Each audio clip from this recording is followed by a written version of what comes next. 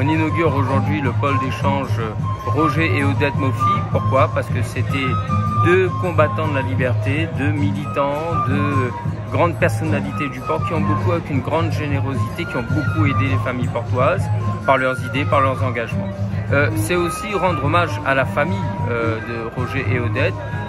Ce pôle d'échange est un élément structurant de la vie au port, puisqu'il devient le cœur des modalités, des principes de déplacement à la fois à pied, en vélo, en bus bien sûr.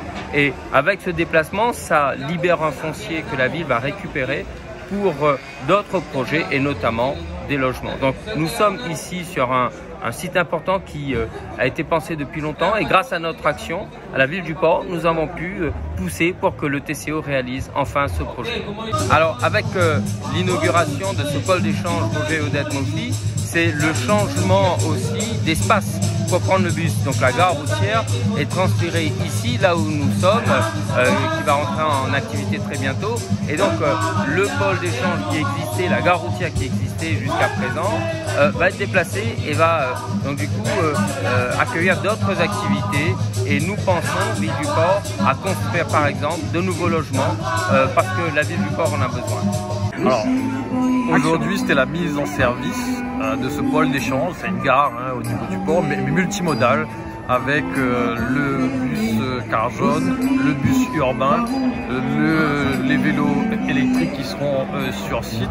Donc un investissement de 5,5 millions d'euros mis en place par le TCO avec l'accompagnement de l'État. La sous-préfète était là, de la région, la présidente de région était là, bien sûr avec l'accompagnement de la ville du port, le maire du port aussi qui était là. Donc c'est une gare qui se situe vraiment au cœur de la ville du port, au cœur de l'écocité, le long de la rue Rico Carpaille qui va jusqu'au port Est, de la voie triomphale qui prend l'entrée nord jusqu'au port Ouest. Donc c'est vraiment un lieu stratégique qui permettra d'avoir vraiment un bus à haute qualité de service, qui permettra, on l'espère, d'ici une dizaine d'années de multiplier par 3 sur l'ensemble du TCO les transports de voyageurs. Donc l'investissement sur les itinéraires privilégiés, sur les voies dédiées au niveau des bus.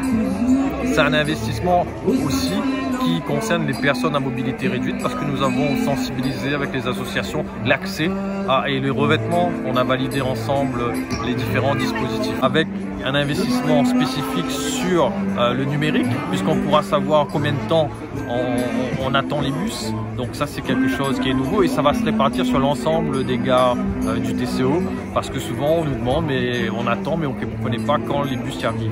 Là cet investissement numérique permettra de savoir à la minute près et réajuster en fonction des retards qu'il peut y avoir et donc là on passe aussi dans l'ère de la modernité. Donc c'est aussi un pôle qu'on a dénommé Odette et Roger Mofi, des personnalités fortes de la commune du port qui étaient là au début des grandes luttes syndicales, politiques, féministes au niveau du port, des personnes qui ont voué leur vie à la chose publique et donc c'est avec une grande émotion qu'on a dénommé cette place en présence de leurs enfants adoptifs, des amis, de la famille mais aussi de tous les militants qui ont côtoyé Odette et Roger Mofi. Moi, c'est un enfant que Odette et Roger Mofi l'ont élevé depuis l'âge de 18 mois jusqu'à ce qu'il est devenu adulte.